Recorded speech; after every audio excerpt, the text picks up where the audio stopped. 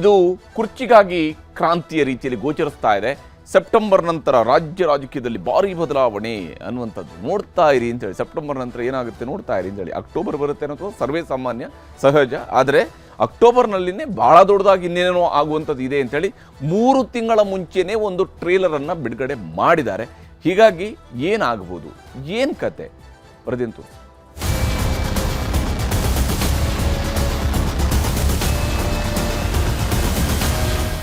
September ಕಳೀಲಿ September ಕಳೀಲಿ ಅಂತ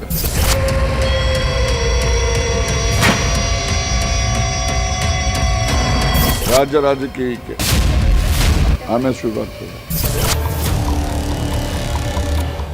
ಭಾರಿ ಏನಾಗೋಲ್ಲ, ಬದಲಾವಣೆ ಆಗುತ್ತೆ.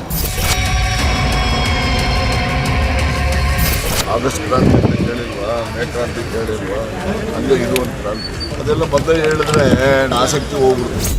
ಸೆಪ್ಟೆಂಬರ್ ಕಳೀಲಿ ಗೊತ್ತಾಗುತ್ತೆ. ಇದೊಂದೇ ಮಾತು ಸಾವಿರ ಅರ್ಥಗಳನ್ನ ರಾಜಕೀಯದಲ್ಲಿ ಕೊಡುವಂತಿದೆ. ಸಹಕಾರ ಸಚಿವ KN ರಾಜಣ್ಣ ಕಳೆದ 1-2 ತಿಂಗಳಿಂದ ಸ್ವಲ್ಪ ಸೈಲೆಂಟ್ ಆಗಿದ್ರು.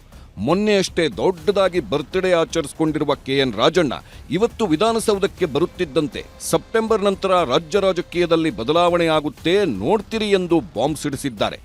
ಸೆಪ್ಟೆಂಬರ್ ಕಳೀಲಿ ಅಂತ ಇದ್ದೀನಿ, ಸೆಪ್ಟೆಂಬರ್ ಕಳೀಲಿ ಅಂತ ರಾಜ್ಯ ರಾಜಕೀಯಕ್ಕೆ ಆಮೇಲೆ ಶುರು ಆಗ್ತದೆ. ವಸತಿ ಇಲಾಖೆ ಗೋಲ್ಮಾಲ್, BR ಪಾಟೀಲ್ ಆಡಿಯೋ ಬಾಂಬ್, ಹೈಕಮಾಂಡ್ನಿಂದ ವಾರ್ನಿಂಗ್, ಎಲ್ಲ ಜಂಜಾಟಗಳ ಮಧ್ಯೆಯೇ CM ಸಿದ್ದರಾಮಯ್ಯ ಎಲ್ಲವನ್ನೂ ಸಂಭಾಳಿಸುವ ಯತ್ನ ಮಾಡುತ್ತಿದ್ದಾರೆ. ಒಬ್ಬೊಬ್ಬರನ್ನೇ ಕರೆದು ಮಾತನಾಡಿಸುತ್ತಿದ್ದಾರೆ. ಇಂಥ ಹೊತ್ತಿನಲ್ಲೇ ಸೆಪ್ಟೆಂಬರ್ನಲ್ಲಿ ರಾಜ್ಯ ರಾಜಕೀಯದಲ್ಲಿ ಬದಲಾವಣೆಯಾಗುತ್ತೆ ನೋಡ್ತಿರಿ ಅಂದ್ರು ಸಹಕಾರ ಸಚಿವ KN ರಾಜಣ್ಣ. ರಾಜ್ಯ ರಾಜಕೀಯದಲ್ಲೂ ಕಾಂಗ್ರೆಸ್ ಮನೆಯಲ್ಲೂ ಒಂದೇ ಚರ್ಚೆ, ಅದುವೇ ಸೆಪ್ಟೆಂಬರ್ ಕ್ರಾಂತಿ. KN ರಾಜಣ್ಣ ಹೀಗೆಲ್ಲ ಹೇಳೋವಾಗಲೇ ಸೆಪ್ಟೆಂಬರ್ನಲ್ಲಿ ಏನು ಬದಲಾವಣೆ ಆಗುತ್ತೆ ಅನ್ನೋದೇ ಎಲ್ಲರನ್ನೂ ಕಾಡುತ್ತಿದೆ. ವಿಧಾನಸೌಧದ ಮುಂದೆ ರಾಜಣ್ಣ ಆಡಿದ ಮಾತು ನಿಜವಾಗುತ್ತಾ ಎಂಬ ಕುತೂಹಲವೂ ಎದ್ದಿದೆ. ಹೀಗೆ ಹೇಳಿದ ಮರುಕ್ಷಣವೇ CM ಸಿದ್ದರಾಮಯ್ಯರನ್ನು ಭೇಟಿಯಾದರು ರಾಜಣ್ಣ. ವಿಧಾನಸೌಧದಿಂದ CM ನಿವಾಸ ಕಾವೇರಿಗೆ ಬಂದು ಸೆಪ್ಟೆಂಬರ್ ಕ್ರಾಂತಿ ಹೇಳಿಕೆ, ನಂತರದ ಬೆಳವಣಿಗೆಗಳ ಬಗ್ಗೆ ಚರ್ಚೆ, ಹೀಗೆ CM ಜೊತೆ ರಾಜಣ್ಣ ಚರ್ಚಿಸಿದ್ರು. ಹೊರಗೆ ಬಂದು ಮಾತನಾಡಿದ ರಾಜಣ್ಣ ಕ್ರಾಂತಿ ಆಗೋದಂತೂ ನಿಜ, ಯಾವ ರೀತಿ ಬೇಕಾದರೂ ಆಗಬಹುದು ಎಂದು ಮತ್ತೊಂದು ಟೆನ್ಷನ್ ತಂದಿಟ್ರು. ಆಗಸ್ಟ್ ಕ್ರಾಂತಿ ಅಂತ ಕೇಳಿಲ್ವಾ, ಮೇ ಕ್ರಾಂತಿ ಕೇಳಿಲ್ವಾ, ಅಂದರೆ ಇದು ಒಂದು ಕ್ರಾಂತಿ. ರಾಜಕಾರಣ ಯಾವತ್ತೂ ಕೂಡ ನಿಂತ ನೀರಲ್ಲ, ಅದು ಹರಿತಕ್ಕಂಥ ನೀರು. ಆ ನೀರು ಹರಿಯುವಂಥ ಕಾಲದಲ್ಲಿ ಯಾವಾಗಲೂ ಕೂಡ ಪಾರೆ ಅಂದರೆ ದಿಬ್ಬು ಕತ್ತೋದಿಲ್ಲ. ಹಳ್ಳ ಹೇಗೆ ಹೋಗ್ತದೋ ಹಾಗೆ ನೀರು ಹರಿತಾ ಹೋಗ್ತದೆ. ಹಾಗೆ ರಾಜಕಾರಣನೂ ಅಷ್ಟೇ, ಏನೇನು ಘಟನಾವಳಿಗಳು ಯಾವ್ಯಾವ ಸಂದರ್ಭಕ್ಕೆ ಯಾವ ರೀತಿ ಆಗ್ತವೆ ಆ ಘಟನಾವಳಿಗಳನ್ನು ಆಧರಿಸಿ ಮುಂದಿನ ಕಾರ್ಯಚಟುವಟಿಕೆಗಳು ನಡೆಯುತ್ತೆ. ಈಗ CM ಏನು ಮುಚ್ಚು ಮರೆ ಮಾಡಿ ಯಾರಿಗೂ ಹೇಳದೆ ಏನು ಹೋಗಿಲ್ಲ. ನೀವು ಎಲ್ಲ ಅದನ್ನು ವರದಿ ಮಾಡಿದ್ದೀರಿ.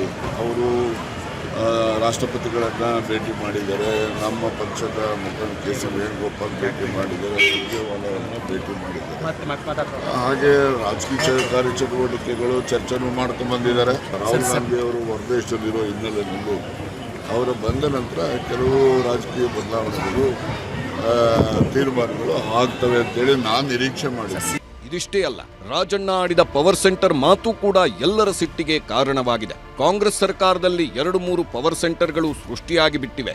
2013ರ ಅವಧಿಯ CM ಸಿದ್ದರಾಮಯ್ಯ ಈಗಿಲ್ಲ. ಲೆಕ್ಕವೇ ಇಲ್ಲದಷ್ಟು ಪವರ್ ಸೆಂಟರ್ ಆಗಿಬಿಟ್ರೆ ಏನು ಮಾಡೋದು? ಜಂಜಾಟ, ಒತ್ತಡಕ್ಕೆ ಸಿಕ್ಕಾಕೊಂಡಿದ್ದಾರೆ CM ಎಂದ್ರು. ಈ ಮೂಲಕ ರಾಜಕೀಯ ವಿರೋಧಿಗಳಿಗೂ ಸ್ವಪಕ್ಷದ ವಿರೋಧಿಗಳಿಗೂ ರಾಜಣ್ಣ ಟಾಂಗ್ ಕೊಟ್ರು. ಏನಾಗಿದೆ, ಕಾಂಗ್ರೆಸ್ ಅಲ್ಲಿ ಪವರ್ ಸೆಂಟರ್ಗಳು ಜಾಸ್ತಿ ಇದಾವೆ, ಗೊತ್ತಾಯ್ತಾ? ಮೊದಲು 13ರಿಂದ 18ರಲ್ಲಿ ಪವರ್ ಸೆಂಟರ್ ಒಂದೇ ಇದ್ದಿದ್ದು.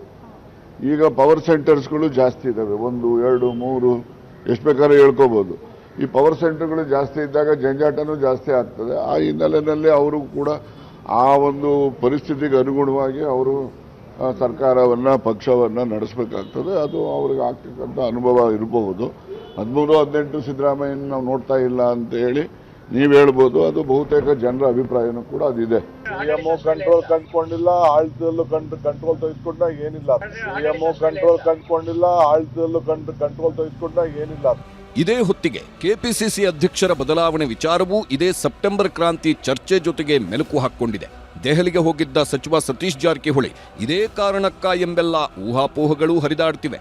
ದೆಹಲಿಯಿಂದ ಬಂದ ಬಳಿಕವೂ ರಾಜಣ್ಣ ಸತೀಶ್ ಜಾರಕಿಹೊಳಿ ಸಭೆ ಮಾಡಿದ್ದು ಇದಕ್ಕೊಂದಿಷ್ಟು ಪುಷ್ಟಿ ನೀಡುತ್ತಿದೆ. ಸೆಪ್ಟೆಂಬರ್ನಲ್ಲಿ ರಾಜ್ಯ ಕಾಂಗ್ರೆಸ್ ಅಧ್ಯಕ್ಷರು ಬದಲಾಗ್ತಾರ, ಬದಲಾದ್ರೆ ಯಾರು ಆಗ್ತಾರೆ ಎಂಬೆಲ್ಲ ಚರ್ಚೆಗಳೂ ನಡೆಯುತ್ತಿವೆ. ಸತೀಶ್ ಜಾರಕಿಹೊಳಿ ಸಾಹುಕಾರ ಆಡಿರೋ ಈ ಮಾತುಗಳಂತೂ ಸೆಪ್ಟೆಂಬರ್ ಕ್ರಾಂತಿಗೆ ಪೂರಕವಾಗೇ ಇವೆ. ಹಿಂದೆ ಸರ್ಲಿಕ್ಕೆ ಮುಂದೆ ಹೋಗಿಲ್ಲ ನಾವು, ಎಲ್ಲಿ ಹಿಂದೆ ಯಾಕೆ ಸರಿಬೇಕು, ಎಲ್ಲಿ ಹೋಗಿಲ್ಲ, ಮುಂದೆ ಹೋಗಿಲ್ಲ ನಾವು.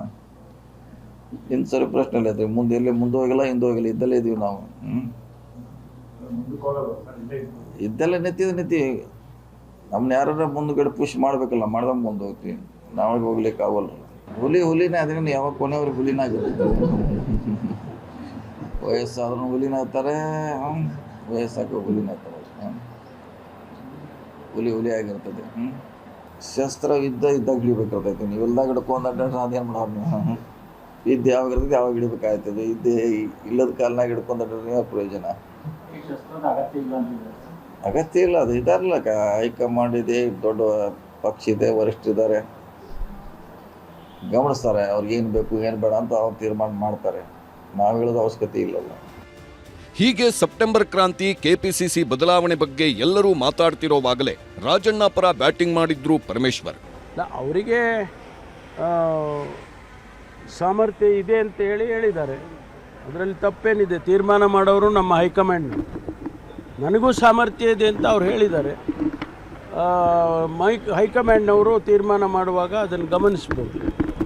ಈಗ ನೋಡಿ ಸರ್, ನಾನು ಪದೇ ಒಂದೇ ಹೇಳೋದು, ನಮ್ಮ ಪಕ್ಷ ಹೈಕಮಾಂಡ್ ಪಕ್ಷ. ಯಾವಾಗ ಬೇಕಾದ್ರೂ ನಿರ್ಧಾರ ತೊಗೊಳ್ಬೋದು, ನಾಳೆನೇ ನಿರ್ಧಾರ ತೊಗೊಳ್ಬೋದು. ನಮ್ಮ ಪಕ್ಷ ಹೈಕಮಾಂಡ್ ಪಕ್ಷ ಏನು ನಿರ್ಧಾರ ತೊಗೊಳ್ತಾರೆ ಅದಕ್ಕೆಲ್ಲ ನಾವು ಬದ್ಧ ಇರಬೇಕಾಗ್ತದೆ. ನಾನಿರಲಿ, ರಾಜಣ್ಣ ಇರಲಿ, ಮತ್ತೊಬ್ಬ ಇರಲಿ, ನಮ್ಮ ಪಕ್ಷ ಹೈಕಮಾಂಡ್ ನಿರ್ಧಾರಕ್ಕೆ ನಾವೆಲ್ಲ ಬದ್ಧ. ಸೆಪ್ಟೆಂಬರ್ ಕ್ರಾಂತಿ, ಬದಲಾವಣೆ ಗಲಾಟೆ ಮಧ್ಯೆಯೇ ದೆಹಲಿಯಲ್ಲಿದ್ದಾಗಲೇ ಟೆನ್ಷನ್ ತಂದಿಟ್ಟಿದ್ದ ವಸತಿ ಇಲಾಖೆ ಗೋಲ್ಮಾಲ್ ಬಗ್ಗೆಯೇ ಸಿಎಂ ತಲೆಕೆಡಿಸಿಕೊಂಡಿದ್ರು. ನಿನ್ನೆ ಪೂರ್ತಿ ರಾಜು ಕಾಗೆ, ಜಮೀರ್, ಬಿಆರ್ ಪಾಟೀಲ್ ಜೊತೆ ಮಾತಾಡಿದ್ದ ಸಿಎಂ ಇಂದು ಕೂಡ ಕೆಲವರ ಜೊತೆ ಚರ್ಚೆ ಮಾಡಿದ್ರು. ವಸತಿ ಸಚಿವ ಜಮೀರ್ ಅಹಮದ್, ಶಾಸಕ ಬೇಳೂರು ಗೋಪಾಲಕೃಷ್ಣ ಸೇರಿದಂತೆ ಎಲ್ಲರೊಟ್ಟಿಗೆ ಸಭೆ ಮಾಡಿ ಯಾರೂ ಎಲ್ಲೂ ಬಹಿರಂಗವಾಗಿ ಮಾತಾಡಬೇಡಿ ಎಂದು ತಾಕೀತು ಮಾಡಿ ಕಳಿಸಿದ್ದಾರೆ. ಬಿಆರ್ ಪಾಟೀಲ್, ನಾನೊಬ್ಬ ಪಕ್ಷದ ಅಧ್ಯಕ್ಷರಾಗಿ ವಾಸ್ತವಾಂಶ ವಿಚಾರಿಸಬೇಕಾಯಿತು. ನಾನು ಅವ್ರಿಗೆ ಫೋನ್ ಮಾಡಿ ಕರೆಸಿದ್ದೆ, ಅವ್ರು ಬಂದಿದ್ದರು. ಬಂದು ಅವರ ವಿಚಾರ ಎಲ್ಲ ಹೇಳಿದ್ದಾರೆ. ನಾನು ಚೀಫ್ ಮಿನಿಸ್ಟರ್ ಮಾತಾಡ್ತೀವಿ, ಜಮೀರ್ ಹತ್ರನೂ ಮಾತಾಡ್ತೀವಿ, ಸತ್ಯಾಂಶ ಏನಂತ ತಿಳಿತೀವಿ. ಎಲ್ಲೋ ಒಂದು ಕಡೆ ನನ್ನ ಹೆಸರನ್ನೇ ಬಂತು, ಎಲ್ಲೋ ಒಂದು ಕಡೆ ನೀವು ಹೇಳಿದ್ರಲ್ಲೋ ಗೊತ್ತಿಲ್ಲ, ಎಲ್ಲೋ ನನ್ನ ಕಡೆ ಬಂದಂಗೆ ಬಂತು. ಹಾಗಾಗಿ ಮನೆ ಮುಖ್ಯಮಂತ್ರಿಗಳು ಇರಲಿಲ್ಲ, ದಿಲ್ಲಿಗೆ ಹೋಗಿದ್ರು. ನೆನ್ನೆ ಬಂದಾದಮೇಲೆ ನಾನು ಎಲ್ಲ ಮುಖ್ಯಮಂತ್ರಿಗಳು ವರದಿ ಕೊಡಬೇಕಾಗ್ತದೆ, ಏನಾಗಿದೆ, ಏನೇನಾಗಿದೆ ಅಂತ ನೆನ್ನೆ ಮನೆ ಮುಖ್ಯಮಂತ್ರಿಗಳಿಗೆ ವರದಿ ಕೊಟ್ಟಿದ್ದೀನಿ ನಾನು. ದುಡ್ಡು ಇಲ್ಲದೇ ಇದ್ರೆ ಕೊಡೋಕ್ಕಾಗ್ತದ? ಮಂಜೂರಾತಿ ಇಲ್ಲದೇ ಇದ್ರೆ ಹೋಗಿ ಅಲ್ಲಿ ಚಾಲನೆ ಕೊಡ್ತಾರ? ಅದರಿಂದ ಸುಮ್ಮನೆ ಹೇಳ್ತಾರೆ ಇರ್ಬೋದು. ಅವ್ರ ನಿರೀಕ್ಷೆಗೆ ತಕ್ಕಂತೆ ಅನುದಾನ ದೊರೆತಿಲ್ಲ ಅಂತಕ್ಕಂಥದ್ದು ಅವ್ರದ್ದೆಲ್ಲ ಬಹಳಷ್ಟು ಜನ ಶಾಸಕರದ್ದು ಇದೆ, ಬಹಳಷ್ಟು ಜನ ಎಲ್ಲರಲ್ಲೂ ಕೂಡ ಇದೆ, ಕಾರ್ಯಕರ್ತರಲ್ಲೂ ಕೂಡ ಇದ್ದಾರೆ.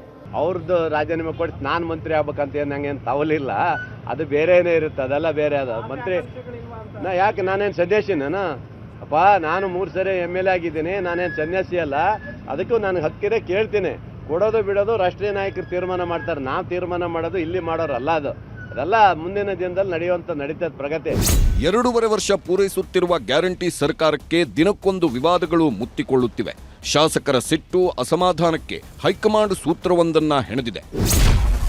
ಶಾಸಕರ ಕ್ಷೇತ್ರಗಳ ಅಭಿವೃದ್ಧಿಗೆ ಅನುದಾನ ಕೊಡಬೇಕು, ಶಾಸಕರ ಸಮಸ್ಯೆಗಳಿಗೆ ಸಚಿವರು ಸ್ಪಂದಿಸಬೇಕು, ನವೆಂಬರ್ನಲ್ಲಿ ಸಂಪುಟ ಪುನರಚನೆ ಮಾಡೋಣ, ಈಗಿರುವ ಮಂತ್ರಿಗಳನ್ನು ಉಳಿಸಿಕೊಂಡು ನವೆಂಬರ್ನಲ್ಲಿ 10 ಮಂತ್ರಿಗಳ ಬದಲಾವಣೆ ಮಾಡೋಣ, ಕೆಲಸ ಮಾಡದ ಮಂತ್ರಿಗಳನ್ನು ಬದಲಾಯಿಸೋಣ, ಪಕ್ಷ ಸಂಘಟನೆ, ಜನವಿರೋಧಿ ಮಂತ್ರಿಗಳನ್ನು ಸಂಪುಟದಿಂದ ತೆಗೆದುಹಾಕೋಣ, ಭಿನ್ನಾಭಿಪ್ರಾಯ, ಅಸಮಾಧಾನಗಳೆಲ್ಲದಕ್ಕೂ ಬ್ರೇಕ್ ಹಾಕಿ ಜಿಲ್ಲಾ ಪಂಚಾಯಿತಿ, ತಾಲೂಕು ಪಂಚಾಯಿತಿ ಚುನಾವಣೆ ಗೆಲ್ಲೋದೇ ಮುಖ್ಯವಾಗಬೇಕು, ಸಮರ್ಥ ಆಕ್ಟಿವ್ ಶಾಸಕರಿಗೆ ಮಂತ್ರಿ ಪದವಿ ಕೊಟ್ಟು ಕೆಲಸ ಮಾಡಿಸೋಣ, ಅಸಮಾಧಾನಿತರಿಗೆ ನಿಗಮ ಮಂಡಳಿ ಸ್ಥಾನ ಕೊಟ್ಟು ಸಮಾಧಾನ ಮಾಡೋಣ, ಎಲ್ಲವನ್ನೂ ಸರಿದೂಗಿಸಿಕೊಂಡು ಕೆಟ್ಟ ಹೆಸರು ಬಾರದಂತೆ ಆಡಳಿತ ಮಾಡಿ ಎಂದು ಸಿಎಂ ಸಿದ್ದರಾಮಯ್ಯನವರಿಗೆ ಸಲಹೆ ಕೊಟ್ಟಿದೆ ಹೈಕಮಾಂಡ್.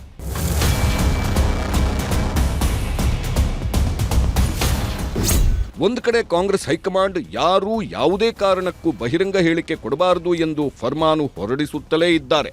ಆದರೆ ಸರ್ಕಾರದ ಮಂತ್ರಿಗಳೇ ಇದನ್ನ ಕಿವಿಗೆ ಹಾಕಿಕೊಳ್ತಾ ಇಲ್ಲ.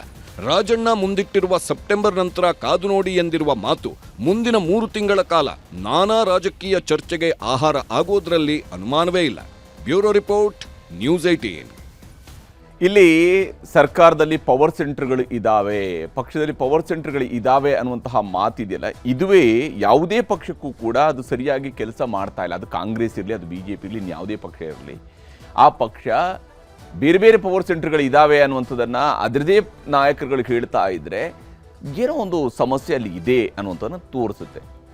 ಬಹಿರಂಗವಾಗಿಯೇ ಭಾಳ ಮುಕ್ತವಾಗಿಯೇ KN ರಾಜಣ್ಣ ಅವರು ಹೇಳ್ಕೊಂಡಿದ್ದಾರೆ, ಇಲ್ಲಿ ಒಂದು ಪವರ್ ಸೆಂಟರ್ ಅಲ್ಲ, 2-3 ಪವರ್ ಸೆಂಟರ್ಗಳು ಇದ್ದಾವೆ, ಅದರಿಂದಾಗಿ ಗೊಂದಲ ಗೋಜಲು ಇವೆಲ್ಲ ಅನ್ನುವಂಥ ಮಾತುಗಳನ್ನು ಹೇಳಿದ್ದಾರೆ. ಇದು ಭಾಳ ಮುಖ್ಯವಾಗಿರುವಂಥದ್ದು. ಬಹುಶಃ ಇದರಿಂದಾಗಿಯೇ ಯಾವುದೋ ಕ್ರಾಂತಿಗಳಾಗೋದಕ್ಕೆ ಕೂಡ ಬೇರೆ ಬೇರೆ ಪವರ್ ಸೆಂಟರ್ಗಳಿದ್ದಾಗಲೇ ಕ್ರಾಂತಿಗಳಾಗುವಂಥದ್ದು, ಅಂಥದ್ದೇ ಈಗ ಕಾಂಗ್ರೆಸ್ನಲ್ಲಿ ನಡೆಯುತ್ತಾ ಅನ್ನುವಂತಹ ಅನುಮಾನವನ್ನು ಇಲ್ಲಿ KN ರಾಜಣ್ಣ ಅವರ ಮಾತು ಸ್ಪಷ್ಟವಾಗಿ ಹುಟ್ಟುಹಾಕ್ತದೆ. ಕಳೆದ 2 ವರ್ಷಗಳ ಅವಧಿಯಲ್ಲೂ ಕೂಡ KN ರಾಜಣ್ಣ ಅವರು ಆಡಿರ್ತಕ್ಕಂಥ ಮಾತುಗಳು ಕೆಲವಾರು ರಾಜಕೀಯದ ಚರ್ಚೆಗಳಿಗೆ ಅಥವಾ ರಾಜಕೀಯದ ಏನು ಟೀಕೆಗಳಿಗೆ ಅಥವಾ ಆರೋಪಗಳಿಗೆ, ಪ್ರತ್ಯಾರೋಪಗಳಿಗೆ ಎಲ್ಲವೂ ಕೂಡ ಆಹಾರ ಆಗಿತ್ತು. ಈಗಲೂ ಕೂಡ ರಾಜಣ್ಣ ಅವರ ಮಾತು ಅಂಥದ್ದೇ ಸ್ವರೂಪದ ಒಂದು ಪರಿಣಾಮಗಳನ್ನು ಬೀರುತ್ತಾ ಅನ್ನುವ ಅನುಮಾನ ಇದ್ದೇ ಇದೆ.